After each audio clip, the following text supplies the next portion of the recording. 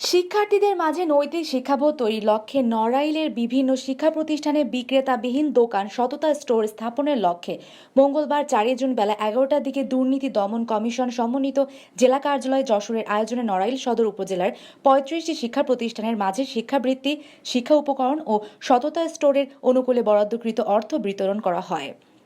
নড়াইল জেলা দুর্নীতি প্রতিরোধ কমিটির সাধারণ সম্পাদক কাজী হাফিজুর রহমানের সঞ্চালনায় অনুষ্ঠানে অতিরিক্ত জেলা প্রশাসক এম আরাফাত হোসেনের সভাপতিত্বে প্রধান অতিথির বক্তব্য রাখেন জেলা প্রশাসক মোহাম্মদ আশফাকুল হক চৌধুরী।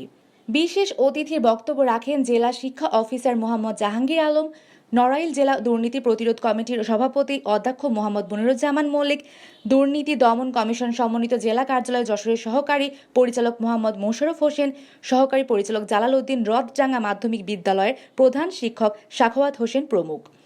আলোচনা সভা শেষে নড়াইল সদর উপজেলার 2 জন শিক্ষার্থীকে শিক্ষাবৃত্তি ও শিক্ষা উপকরণ এবং 35টি শিক্ষা প্রতিষ্ঠানে সততা স্টোর স্থাপনের জন্য প্রতিটি প্রতিষ্ঠানকে 10,000 টাকা করে দেওয়া হয়। এর আগে লোহাগড়া ও কালিয়া উপজেলায় আরও 20টি করে মোট 40টি শিক্ষা প্রতিষ্ঠান ও প্রতিটি উপজেলায় 2 জন করে শিক্ষার্থীকে শিক্ষাবৃত্তি ও শিক্ষা উপকরণ বিতরণ করা হয়। অঙ্কিতা রায়, পূর্বাচল টিভি, ঢাকা।